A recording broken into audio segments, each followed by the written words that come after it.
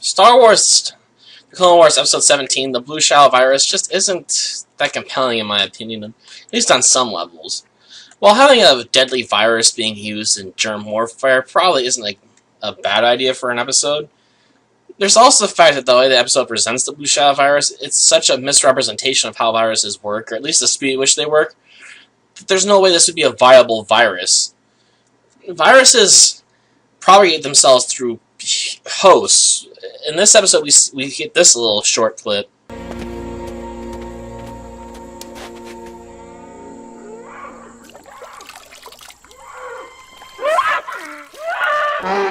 I mean, look at that. The virus kills within, what, 10 seconds? With a virus that acts that quickly, there's no way the host could move it from one source of water to another. At least not effectively, because they'd be dead before they even got a chance to get to the other side. I don't even care if you want to argue it's been genetically modified to be even superior to the original virus. This virus is almost entirely new. I don't care if the doctor says it's a return of the Blue Shell virus. He had to recreate it from scratch, apparently. Or at least that's the way he makes it come across, because he says it was exterminated. It was utterly eradicated from the galaxy. So apparently he had to reinvent the virus. And he made it so deadly and so dangerous that you can't even call it a plague. Most people that were infected, that'd be infected with it, would be dead before they even knew they had it.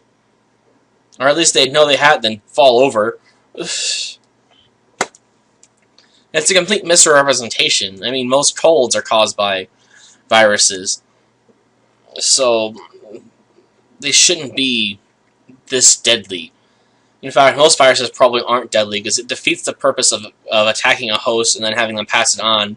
If they at least don't live, they have to at least live long enough to pass it on successfully to additional people as a carrier. It's also strange that he talks about giving life to this virus. First off, viruses aren't technically alive, so they're somewhere between being a I don't know what you want to call them, but they're not really life. So talking about this like he's creating new life or something, like he's creating a new organism in the lab, like say when Darth Plagueis and Darth Sidious tried to manipulate the midichlorians to create new life, and it's arguable that Anakin was created in response, either as to be a savior to save the universe, or was created by their abilities. No, Plagueis seems to think that his experiment was unsuccessful with the midichlorians, so maybe Anakin was a response. Or maybe his experiment really did work and Plagueis didn't just know about it. Regardless, this isn't creating life here. So we have a scientist who apparently disdains people, but is in love with deadly diseases, but doesn't even know that diseases aren't really alive, at least when you're dealing with viruses. It's so strange that when you deal with Star Wars, you have to almost cover Science 101 or something, because they tend to be so far off the record that it's not even close to the actual real science. I know you can say it's science fiction, but it still has to somehow keep its basis in reality.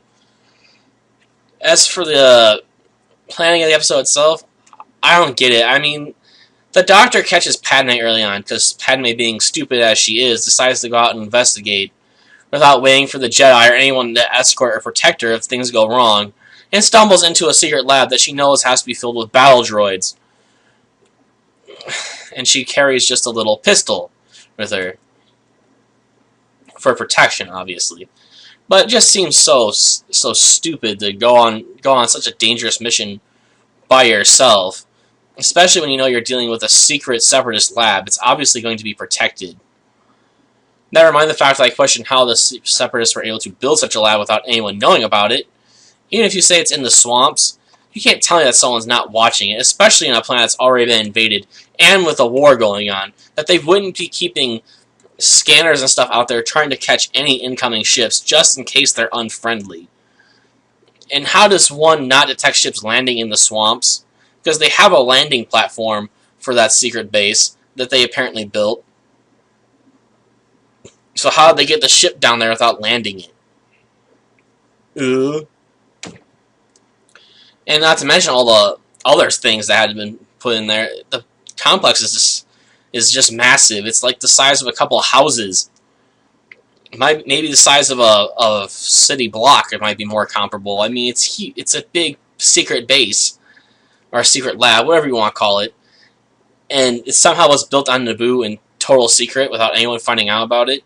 Are there a lot of sympathizers for the separatist forces within Naboo? If so, why? This sort of stuff needs to be explained, really, and it's not. You just can't throw things at me and expect me to accept that they just suddenly happened.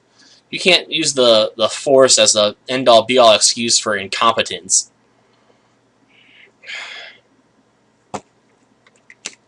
I don't know. I just end up with so many questions that just don't feel accurately explained that I just want to smack somebody. And it doesn't help they decide to shove Jar Jar into this episode as well. His antics are just never very funny. He's an annoying character, but he doesn't annoy anyone but the audience for the most part. And seeing him destroy the tactical droid that had information they needed to potentially find the base in the first place, it's just irritating, because he gets more in the way than he does help. So why does anyone bring him along? In fact, why is Padme always with Jar Jar? You think she would ditch him at some point, realizing that he's more trouble than he's worth. Instead, whenever there's anything important going on, who's there? Jar Jar. Screw you, Lucas. Seriously, this character was annoying enough in the first 2 movies that we wanted to get rid of him. You had to still bring him back in the third, as sort of a middle finger for the audience for not accepting him. And yet he's still being shoved into the Star Wars The Clone Wars series. And he's still not wanted. Even when he's funnier, he's still not that good of a character. You're questioning all the time why he's put in these delicate situations, because everyone knows he's a clumsy idiot that causes accidents left and right. And he does. He takes out, like, entire rows worth of droids on accident here. That are just parts. Because he gets his tongue caught in the mechanism, getting stuck in a mechanism inside of an R2 unit while trying to capture a bug. Actually makes you wonder also this. If Jar Jar's people can snag bugs out of the air, how come he's so incompetent at it? I mean, this should be an almost innate inborn skill that he should be very good at.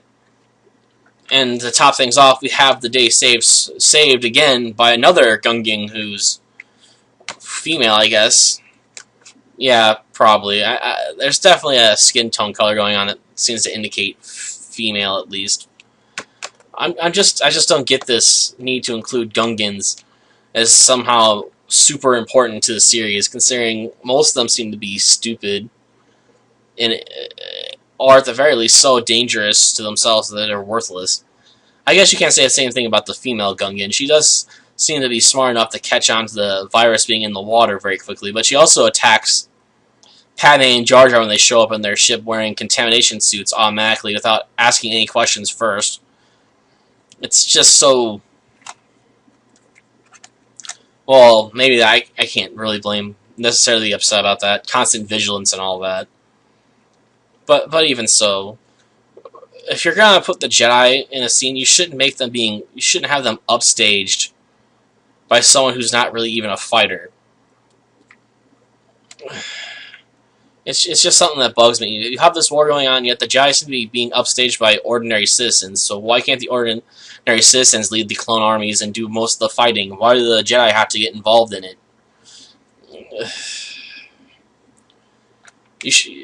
Also, I think the series would be better if it was in an actual order of the events that happens. Because some of the last couple episodes, I think, we haven't really seen anything of Ahsoka, which might imply that those events happened before the start of the animated movie.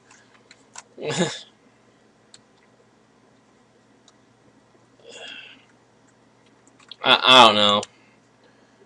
I guess this episode's okay, but I just can't ignore how misrepresentative it is of viruses and their behavior.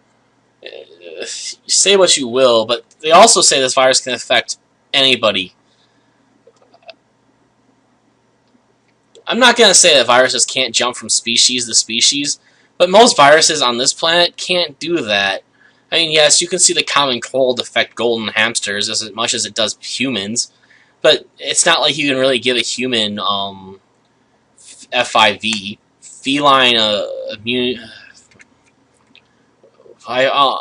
There's various versions of HIV or you want to call it the human immunodeficiency virus. There's also a feline form of it, and a form that's found among certain species of the other great apes, or maybe it's specific to each great ape or something. But yeah, there's a feline immunodeficiency virus. But even if you inject a human with this virus, it can't affect a human really. It will try, I'm sure, but it works in certain ways that the human immune system can actually deal with it. In fact, most suggest that the HIV is a mutated strand of another immunodeficiency virus that belonged to a monkey or another ape or something that jumped to a human and mutated in a way that allowed it to affect humans, and then got passed on through dirty needles and sex and all that. So this virus being able to affect every species in the universe, no matter where they come from, is absolutely absurd. You can play with science, but you have to keep it within the realm of believability, and this virus just isn't believable, so I can't suspend my disbelief when it comes to it and really take it seriously. I can't immerse myself within the episode and become caught up in the universe. Instead, I feel like I'm watching a poorly made cartoon by people that don't know what they're doing. Take it as what you will, I guess. Now I gotta move on to doing a Let's Play.